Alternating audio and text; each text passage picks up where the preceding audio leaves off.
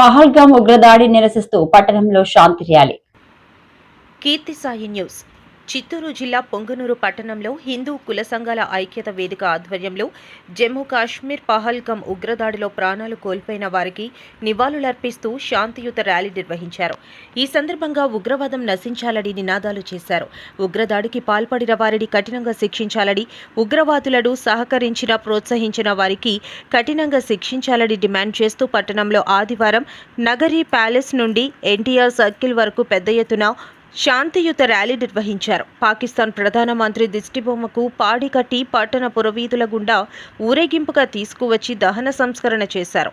ఈ కార్యక్రమంలో హిందూ సంఘాల సభ్యులు, బీసీ సంఘం నాయకులు, అధ్యక్షులు తుమ్మిరెడ్డిపల్లి కృష్ణమూర్తి, గంపల గంగరాజు, లాయర్ శ్రీనివాసులు, బంగారు నారాయణ స్వామి, పొంగనూరు బీసీ సంఘం అధ్యక్షులు చింతామణి ధనుంజయ, మహిళా అధ్యక్షులు భారతి శ్రీదేవి, ఉమా చిట్టెమ్మ, వివిధ కుల సంఘాలు పాల్గొన్నారు.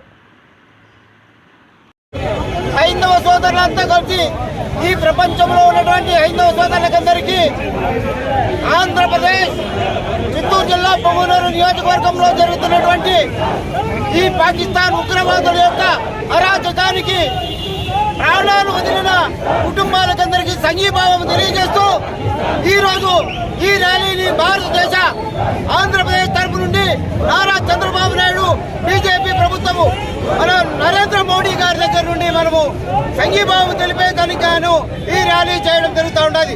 హిందూ సోదరులారా, ధైర్యంగా ఉండండి. 50 మంది భారతీయులంతా 140 కోట్లంతా మీ వెనకంటి ఉన్నారు. త్రివిధ దళాలకందరికీ మేము తెలియజేసేదేమంటే, భారతదేశంలో ఉన్నటువంటి ఈ ఉగ్రవాదుల్ని, ఈ తీవ్రవాదుల్ని వెంటనే కట్టుండి మనము పంపించేయాలా.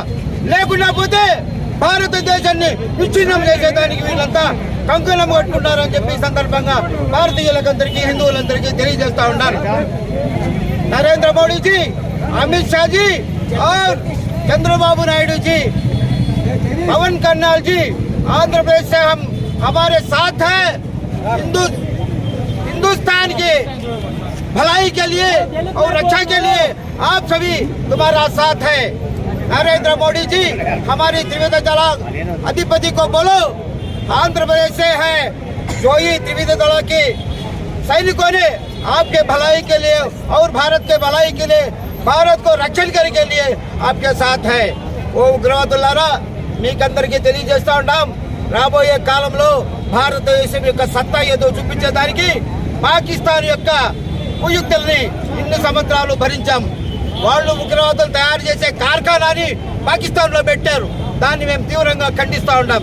అదే కాకుండా భారతదేశంలో ఉన్నటువంటి మన హిమాలయ పర్వతంలోనికి మీరు వచ్చి మా హిందువులని చూసి కాల్చేస్తారా? బట్టలు విప్పి కాల్చేస్తారా? మీకందరికీ తగిన గుణపాఠం చెప్తాం.